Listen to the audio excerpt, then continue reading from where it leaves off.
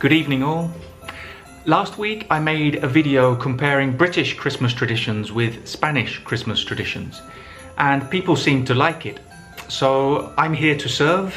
I want to give people what they want, and also because I didn't have time in the last video, and to be honest, I forgot a few of the traditions.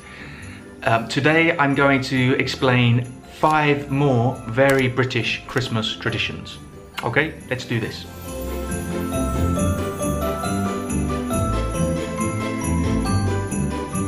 Now, I have to be careful to distinguish between British Christmas traditions and my family's own particular Christmas traditions.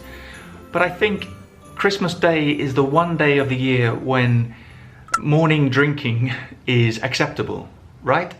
Well, in Britain on Christmas Eve, many people go out at night to have a few drinks with their friends. So Christmas Day morning, so the morning of the 25th, often people wake up with a hangover. I'm talking about adults, of course. So what's the best cure for a hangover? Well, it's hair of the dog. Now, hair of the dog, or hair of the dog that bit you, which is the full expression, is an alcoholic drink which can ease or cure a hangover.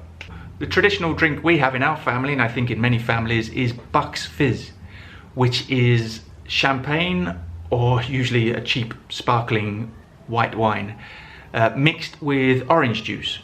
So we call that a Bucks Fizz, but I think it's pretty much the same as a mimosa or a mimosa.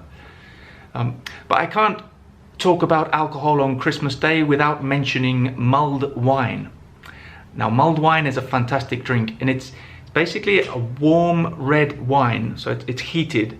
While it's heating in the pan, you add pieces of orange, cinnamon sticks, star anise, cloves, and some kind of sweetener. So it could be sugar, honey, or syrup. And if you want to give it an extra kick, you can add some brandy. So it's a spiced wine, really. But it's warm, and when you drink it, it warms the cockles of your heart. So it makes you feel good, and it's comforting. Another very common and popular Christmas tradition is to kiss under the mistletoe. Now, mistletoe is a plant with berries that people hang in their rooms or at parties. And when you stand under this mistletoe, you can kiss the person you like.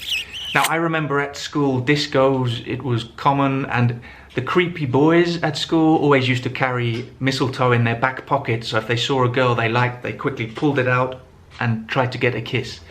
I never did that, of course. Not because I'm a gentleman, it's just because I was scared of girls. Another very British Christmas tradition is the Queen's Christmas message, or the Queen's speech, which takes place on Christmas Day at about 3 p.m. And in this speech, she basically reviews the year. She gives her take on the events of the previous year. And generally people get very excited, they turn on the televisions and gather round to watch the speech. And quite quickly they're very disappointed because it's inevitably very boring. It's tedious. Even at the end of a very interesting year with royal scandals or the famous Annus Horribilis, she manages to make it very boring. So, Your Majesty, Your Royal Highness, Mom, Lizzie, next time would you mind trying to make it a little bit more lively, a bit more dynamic, a bit more interesting, please? One of the advantages of it being so boring is that it's perfect to have a quick nap before the Christmas dinner. And the next British Christmas tradition is Advent calendars. Now, these are special calendars to count down the days to Christmas Day. So from the 1st of December until the 25th. And usually an Advent calendar will have little windows or little doors which you open on each day. So one for each day, and inside you'll have a little gift, or usually a chocolate.